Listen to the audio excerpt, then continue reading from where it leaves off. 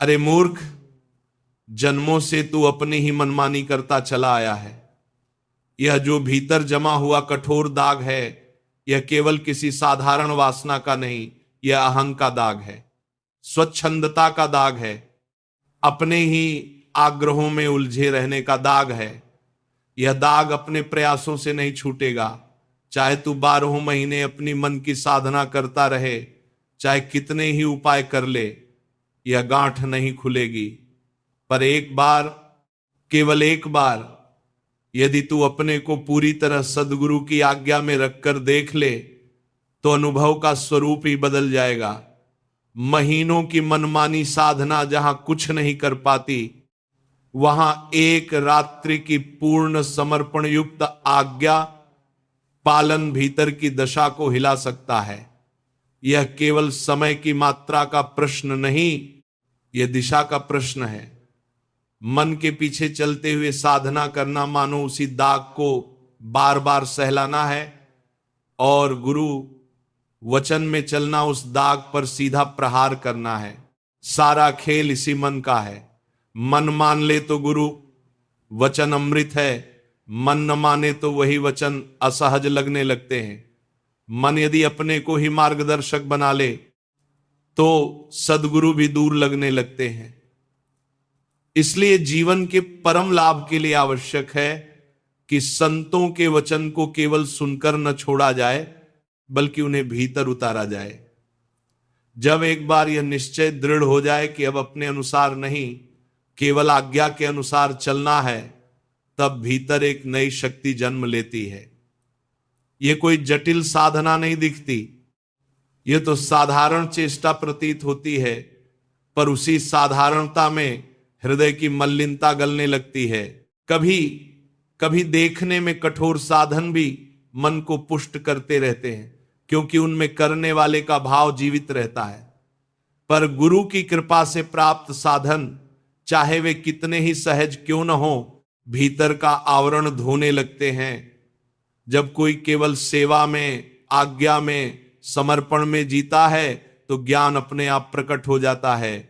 आज्ञा ही वह धारा है जो भीतर के दाग को धोती है। बस एक बार अपने को पूर्णतः समर्पित कर देना है, एक बार मन को शांत कर देना है, और देखना है कि भीतर क्या घटता है। अनंत जन्मों से भटकते भटकते यह चंचलता स्वभाव बन गई है, पर यदि एक जन्म भी पूर्णतः समर्पण में दे दिया जाए तो दिशा बदल सकती है। मन को शांत करके आज्ञा में स्थिर होकर चलना ही भीतर के आनंद का द्वार खोलता है। बाहर कहीं आनंद नहीं है। जो आनंद खोजा जा रहा है वह स्वयं के स्वरूप में ही निहित है। यह अनुभव का विषय है।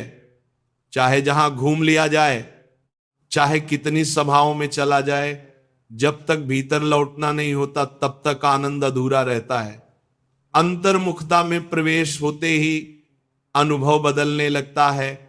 बाहर वही जगत है, वही परिस्थितियां हैं, पर दृष्टि बदल जाती है। एकाग्रता जागते ही भीतर से आनंद की धारा उठने लगती है। कहीं जाने की आवश्यकता नहीं रहती, कहीं से लाने की आवश्यकता नहीं रहती। जो खोजा जा रहा था वो भीतर ही प्रतीक्षा कर रहा था, पर बहिर्मुखता हमें दौड़ाती रहती है। यह दौड़ कभी समाप्त नहीं होती। जीवन की यात्रा चल रही है, प्रारब्ध अपना मार्ग ले रहा है। जैसे कोई चलती हुई गाड़ी में दौड़ रहा हो कि जल्दी पहुंचना है, जबकि गाड़ी स्वयं ही गंतव्य की ओर बढ़ रही है। बैठ जाना ही विश्राम है, अपने स्वरूप में ठहर जाना ही शांति है। स्वरूप पूर्ण है, उसे बाहर की किसी वस्तु की आवश्यकता नहीं। बाहर के संस्पर्श से जो सुख मिलता है वह क्षणिक है, आता है और चला जाता है, पर जो एकरस बना रहता है वही वास्तविक आनंद है, वही भीतर का सत्य है। लौट आना ही मार्ग है, चाहे भक्ति के द्वारा, चाहे ज्ञान के द्वारा, चाहे कर्म के द्वारा। अंततः सबका लक्ष्य यही है कि वृत्तियां भीतर स्थिर हो जाएं। जब तक बाहर का आकर्षण खींचता रहेगा तब तक भीतर के आनंद का अनुभव नहीं होगा। इंद्रियां बार बार प्रकृति की ओर भागती हैं और वही प्रवाह भीतर के अनुभव को ढकदा एता है। इसीलिए बार बार लौटना है, बार बार स्मरण करना है कि आनंद कहीं बाहर नहीं, हृदय में ही स्थित है। जब तक भीतर का परिचय नहीं होगा तब तक भटकन बनी रहेगी। चाहे तीर्थों में जाओ, चाहे सभा में बैठो, चाहे ज्ञान की चर्चा करो, जब तक चित्त अंतर्मुख नहीं होता तब तक प्यास बनी रहती है। यह प्यास इंद्रियों से नहीं बुझती, बाहर के अनुभव उसे शांत नहीं करते, भीतर का मिलन ही उसे शांत करता है। और तब धीरे धीरे यह स्पष्ट होने लगता है कि बाहर जो कुछ दिख रहा है वही भीतर के प्रिय का विस्तार है। पर जब तक देहाभिमान बना रहता है तब तक यह पहचान नहीं होती। चेष्टा बाहर ही लगती है, विश्राम भी बाहर ही खोजा जाता है। पर जब अंतर्मुखता जागती है तब समझ आता है कि जिस आनंद को खोजते खोजते जीवन बीत गया वो सदा से निकट ही था। जब भीतर की यह प्यास बनी रहती है और चित्त बाहर ही भटकता रहता है, तब मनुष्य स्वयं को ज्ञानी समझते हुए भी उसी अभाव में जीता रहता है। जैसे कोई जल में खड़ा हो और फिर भी प्यासा रहे, वैसे ही स्थिति बन जाती है। दूसरों को मार्ग बताने में सरलता लगती है, उपदेश देना सहज प्रतीत होता है, पर स्वयं उस आचरण में उतरना ही वास्तविक परिवर्तन लाता है।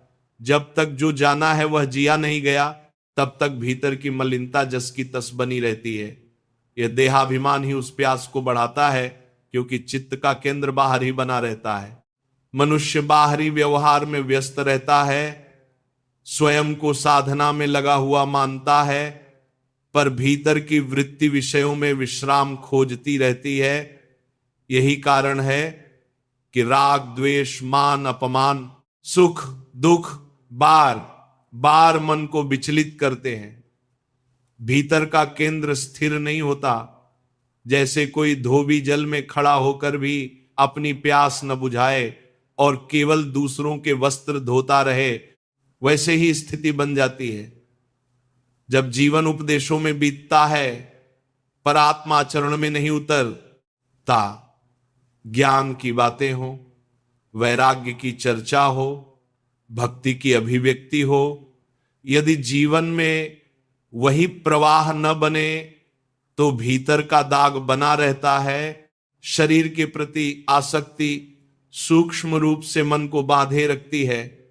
सजाने संवारने में, मान प्रतिष्ठा के भाव में, बाहरी छवि को सुरक्षित रखने में चित्त की ऊर्जा लगी रहती है और उसी समय वैराग्य की बातें की जाती हैं। यह विरोधाभास भीतर की सच्चाई को ढंग देता है। जब तक शरीर में ही महत्व बुद्धि रहती है तब तक भगवत अनुराग का उदय कैसे होगा। जब तक बाहरी व्यवहार ही सत्य प्रतीत होता है तब तक उस सत्य का अनुभव कैसे होगा जो सबके पार है। यह स्थिति बड़ी सूक्ष्म है। मनुष्य आनंद के समुद्र में स्थित होते हुए भी उसे पहचान नहीं पाता। भीतर ही वह गोद है जिसमें विश्राम संभव है, पर दृष्टि बाहर की ओर लगी रहती है। बहिर्मुखता ही वह आवरण है जो इस अनुभव को छिपाए रखती है। जब तक ये आवरण बना रहता है तब तक जन्म जन्म की तृष्णाएं और कामनाएं समाप्त नहीं होती। चित्त की वृत्तियों को भीतर लौटाना ही वास्तविक साधना है। जब इंद्रियां बार बार बाहर भागती हैं तब भीतर की स्थिरता नहीं आती, और जब तक यह स्थिरता नहीं आती तब तक आनंद का परिचय अधूरा ही रहता है। बाहर के आकर्षण चित्त को व्यस्त रखते हैं और यही व्यस्तता भीतर की पहचान को टालती रहती है। इसीलिए सावधान होना आवश्यक है। जो जाना है उसे जीवन में उतारना ही परिवर्तन का प्रारंभ है। दूसरों को उपदेश देना सरल है, पर स्वयं को उस उपदेश में ढालना ही वास्तविक तप है। अन्यथा जीवन उपदेशों में ही बीत जाता है और भीतर की प्यास बनी रहती है। वासनाएं ही वह शक्ति है जो मनुष्य को बांधे रखती हैं। वे ही कर्मों की रस्सी बनकर गले में फंस जाती हैं और जीवन को दिशा देने लगती हैं। ऐसा प्रतीत होता है कि स्वतंत्रता है, पर वास्तव में भीतर की प्रवृत्तियां ही संचालक बन जाती हैं। यही दुर्वासनाएं धीरे धीरे जीवन को अपने नियंत्रण में ले लेती हैं। जीवन अल्प है, पर माया की पकड़ इतनी गहरी है कि यही सब कुछ सत्य प्रतीत होता है और भगवत मार्ग कठिन लगने लगता है। तब प्रश्न उठता है कि भीतर की मलिनता कैसे धुले, कौन सा उपाय है जिससे यह दाग मिट सके। यही संतों की करुणा प्रकट होती है। जो अनुभव से जाना गया है वही सहज शब्दों में बताया जाता है। वह कोई जटिल साधन नहीं, बल्कि ऐसा अमृत है जो जीवन को बदल सकता है। संतों के वचन ही वह साधन है जो हृदय को निर्मल कर सकते हैं। वर्षों की साधना का सार, अनुभव का निचोड़ कृपा के रूप में प्रकट होता है। जब यह अवसर मिलता है तब उसका सम्मान करना आवश्यक है, क्योंकि आज्ञा का अनादर केवल एक साधारण त्रुटि नहीं, बल्कि कृपा के प्रति उपेक्षा है। और कृपा का अनादर मनुष्य को पुनः उसी भटकन में डाल देता है। यदि आज्ञा में चलने का प्रयास किया जाए, चाहे जितना संभव हो, तो वही प्रयास भी भीतर परिवर्तन का कारण बनता है। समर्पण की दिशा में उठाया गया छोटा कदम भी अनंत कृपा का द्वार खोल सकता है। संतों के वचन वह साधन है जो जन्म जन्म के दागों को धो सकते हैं। अन्य साधनों में कर्तापन का भाव बना रहता है, अहं की सूक्ष्म पुष्टि होती रहती है, पर जब कृपा से प्राप्त उपदेश जीवन में उतरते हैं तब यह कर्तापन गलने लगता है। धीरे धीरे यह अनुभव होता है कि जो कुछ हुआ वह कृपा से हुआ। और जैसे जैसे यह भाव गहराता है, भीतर दैन्य बढ़ता है, हृदय निर्मल होने लगता है। वही निर्मलता उस दिव्य उपस्थिति का आसन बनती है जहां शांति स्थिर हो जाती है। जब यह निर्मलता भीतर प्रकट होने लगती है तब समझ आता है कि हृदय को धोने का वास्तविक साधन कोई बाहरी परिश्रम नहीं, बल्कि वह वचन है जो कृपा से प्राप्त होते हैं।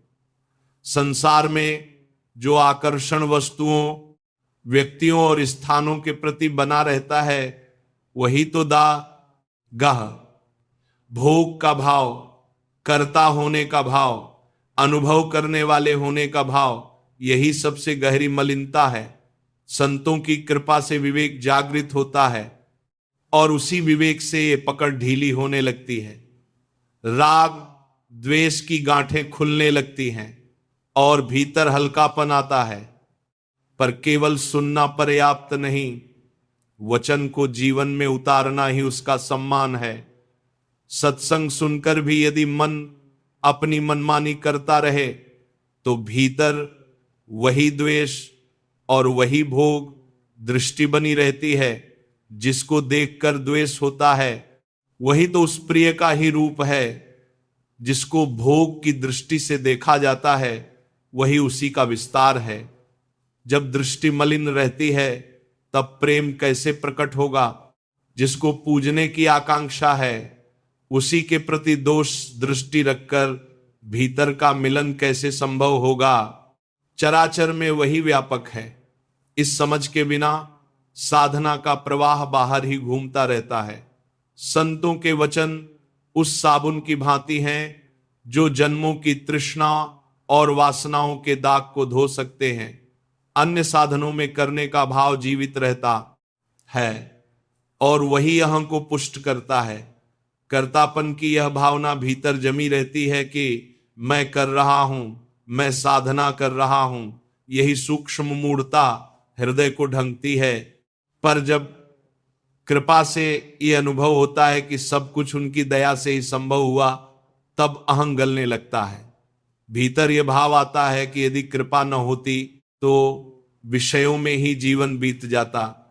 यह परिवर्तन ही दैन्य को जन्म देता है और दैन्य से हृदय कोमल होता है। कोमल हृदय ही उस दिव्य उपस्थिति का आसन बन सकता है, जहां छल, कपट और छिद्र नहीं टिकते। निर्मल मन ही उस मिलन का अधिकारी बनता है। जब यह स्थिति आती है, तब बाहरी भटकन स्वतः शांत होने लगती है। भीतर एक स्थिरता जन्म लेती है जो परिस्थितियों से प्रभावित नहीं होती।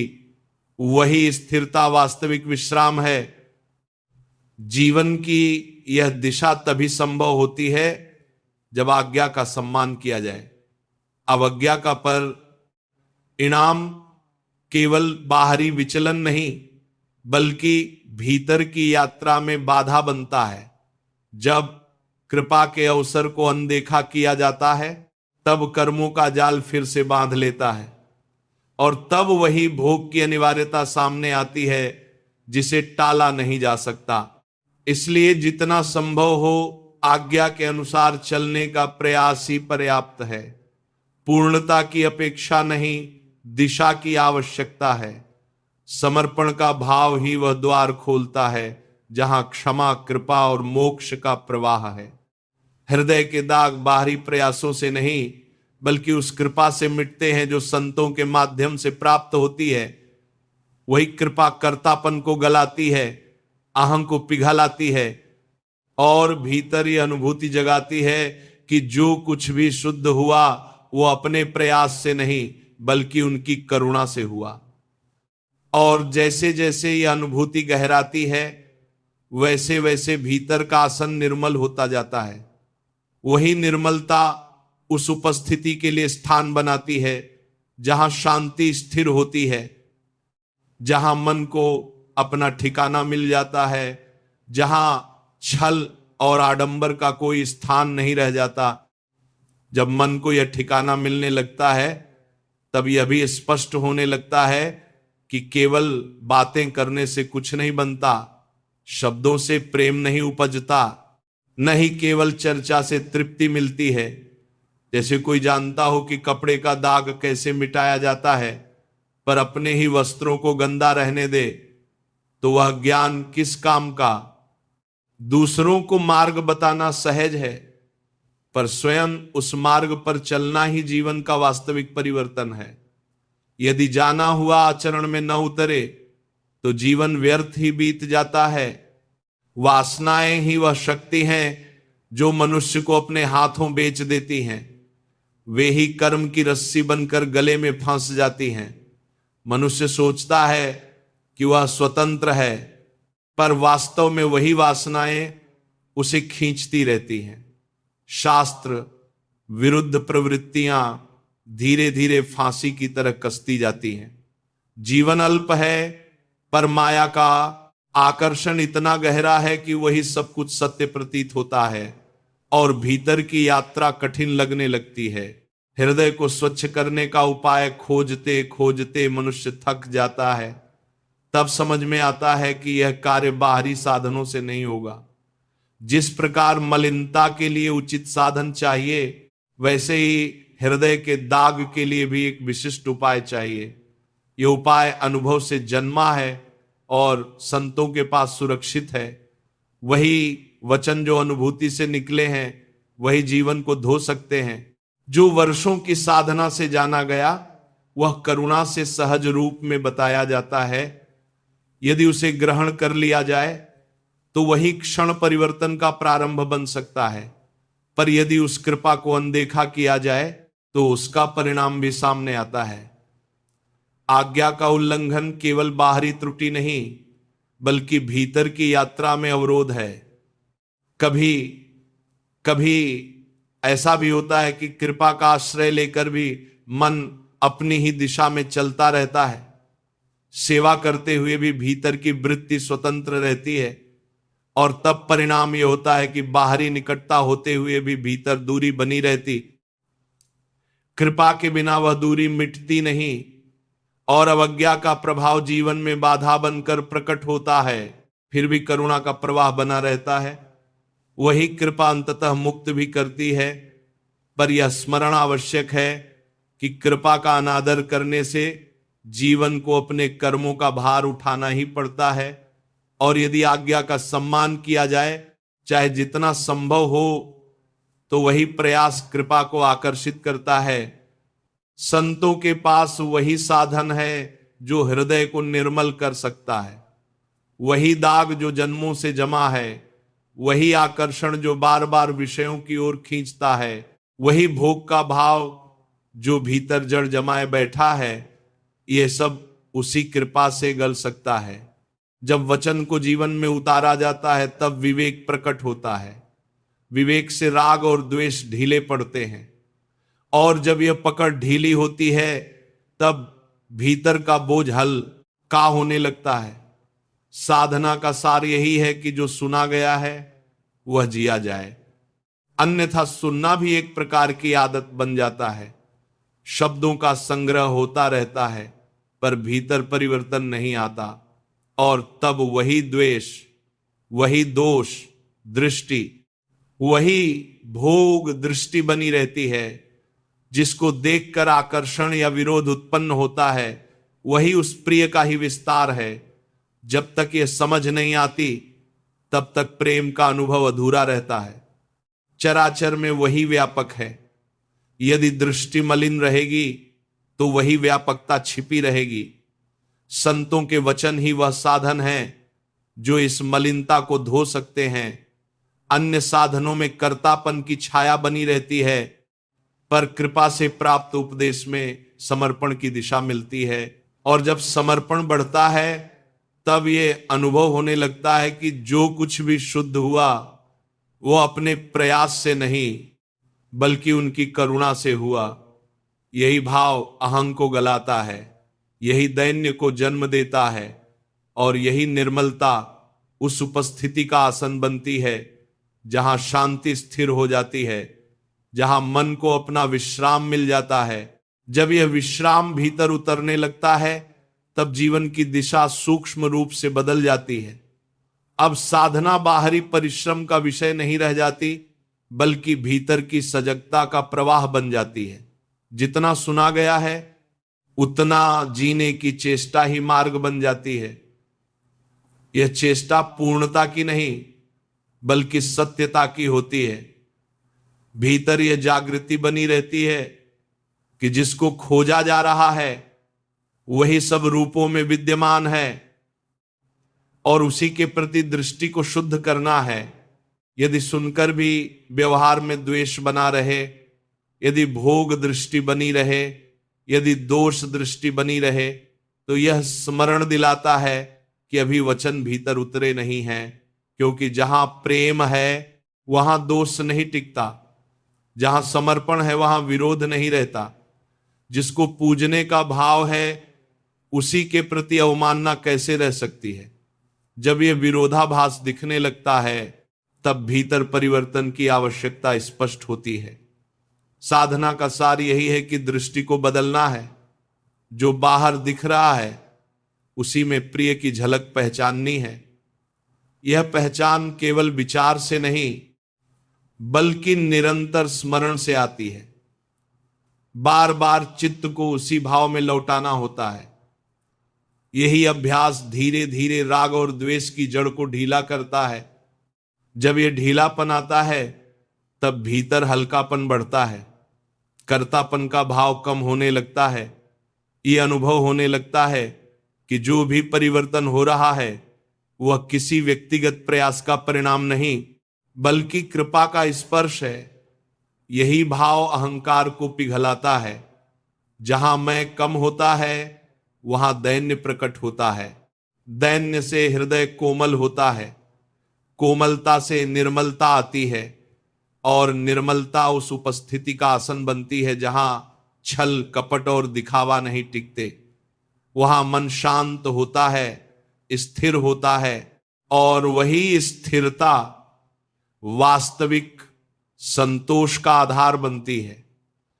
अब साधना किसी उपलब्धि की दौड़ नहीं रहती, यह भीतर के संबंध की रक्षा बन जाती है। हर व्यवहार, हर चेष्टा उसी भाव से जुड़ने का अवसर बन जाती है। बाहरी जीवन चलता रहता है पर भीतर की धारा बदल जाती है। जब यह धारा स्थिर होती है तब धीरे धीरे अनुभव होने लगता है कि वही आनंद जिसकी खोज बाहर थी भीतर ही सदा से विद्यमान था।